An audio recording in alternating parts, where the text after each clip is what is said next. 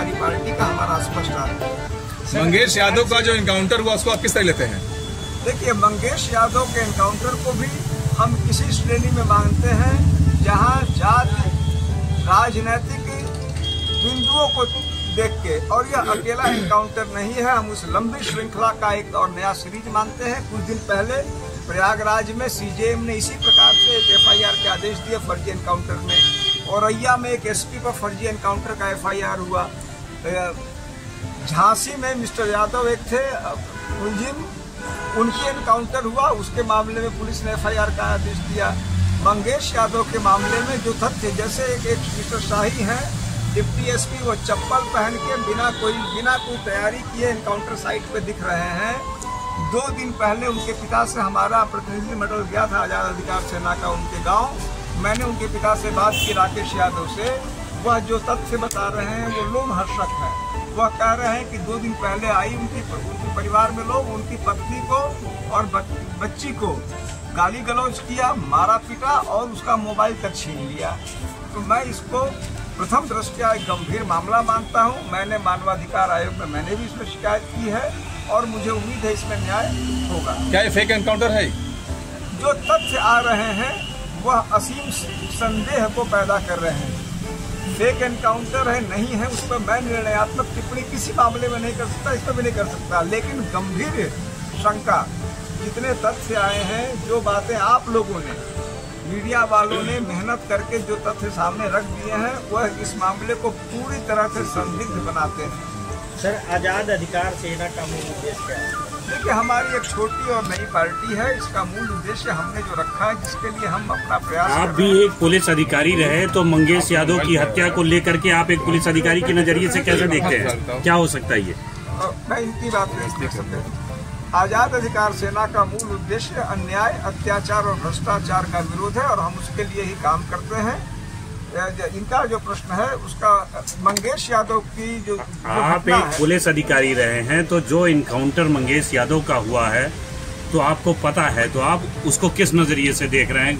आपका अपना इस पर मेरा क्या? अपना नजरिया, मैंने वही कहा, जो तथ्य मेरे पास सामने आए उनके हिसाब से मुझे इस घटना के संदिग्ध होने के बहुत अधिक आसार दिखते तो हैं। इस संबंध में आपने कोई कार्रवाई लिखी है कि ऐसा हो सकता है? कहीं न्यायालय में चैलेंज किया आपने? नहीं, मैंने इसी संदर्भ में जो मेरे पास साक्ष्य और सबूत है उनको मैंने राष्ट्रीय मानवाधिकार आयोग को प्रेषित किया है। मैंने शिकायत भेजी है, वहाँ शिकायत पंजीकृत हुई है, एक चीज। दूसरी बात, मैंने मंगेश के पिता से बात की है और हमने उनको आश्वस्त भी किया है और कहा है कि जब भी उन्हें कोर्ट में जाना होगा, हमारी पार्टी उस मामले में उनके साथ पूरी तरह खड़ी रहेगी। सर, पुलिस सेवा के दौरान ऐसा आपके साथ क्या हुआ जो आपको अलग अख्तियार अपनाना पड़ा, अपना रुख अलग करना पड़ा? देखिए, मैं इसको यह कहूँगा कि सरकार को यह हक है, सरकार ने मुझे, मैं खुलेआम कहूँगा कि यह कहते हुए कि मैं कार्य करने योग्य नहीं हूँ, मुझे निकालना सेवा से। मैं जानता हूँ कि मैं फिजिकली भी फिट हूँ, मेंटली भी अलर्ट हूँ और काम लायक काम भी कर पा रहा हूँ। मेरा यह स्पष्ट मानना है कि सरकार ने जो मुझे निकाला वह निश्चित रूप से सिर्फ और सिर्फ इसीलिए कि मैं एक असुविधाजनक अफसर रहा, इसीलिए निकाला। लेकिन उसके बाद भी जो हमारे वश में है, सरकार की सेवा करना, लोगों की सेवा करना, वो हम लोग कर रहे हैं। सर, कुछ और है? आप असुविधाजनक थे? आप निश्चित रूप से जो ताकतवर लोग थे, जैसे मुझे याद है उस समय, अगर आपको याद होगा कि उस समय जो बिकरू कांड हुआ था, बिकरू कांड में एक प्रमुख व्यक्ति कानपुर का एक व्यवसायी था।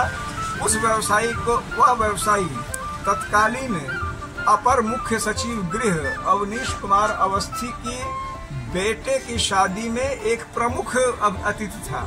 उसका फोटो निकला, मैंने उसके बारे में जांच की मांग की। इस प्रकार की जो मेरे कार्य थे, निश्चित रूप से जो भी सत्ता में रहा उसको दिक्कत तलब लगा और मैं यहाँ हूँ। आपके ऊपर भी आरोप कई लगे हैं नौकरी में रहते हुए? मुझ पर तमाम आरोप लगे हैं और ईश्वर आज के परिवेश में जो है उसको किस तरह से ले रहे हैं? मैं बिल्कुल, मुझ पर, मैं समझता हूँ मुझे यह सौभाग्य है कि मुझसे अधिक जांचें किसी की नहीं हुए। मुझ पर बलात्कार, भ्रष्टाचार, देशद्रोह, ये तीनों तरह के आरोप लग चुके हैं।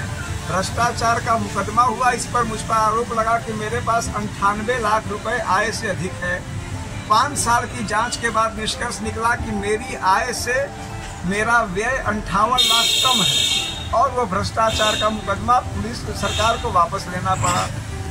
बलात्कार के मुकदमे में जिस महिला ने गाजियाबाद के मुकदमा लिखवाया, आज उसी के खिलाफ कोर्ट में वह जाती है कि फर्जी मुकदमा लिखवाने को। देशद्रोह का मुकदमा रामपुर में लिखवाया गया जब आजम खान साहब थे, उस मामले में भी वादी के ही खिलाफ ही तथ्य साबित आए। आज भी मेरा पेंशन रुका हुआ है। मैं आपके सामने बताना चाहूँगा, 4 जांचें मेरी 2015 से आज तक सरकार लंबित रखे हुए है। पेंशन मेरी जो है पूरी नहीं मिल रही है। मैं बार बार अपनी बात कह रहा हूँ, लेकिन मैं सब के बाद भी कहना चाहूँगा कि मेरी अपनी व्यथा कथा मेरी है। यहाँ मेरा काम है कि जनता के लिए हम क्या कर सके वह आप तक। कोई खराब चीज नहीं है। हम यह जरूर है कि ऐसे कोई भी कार्य लोगों के कंसेंसस से हो।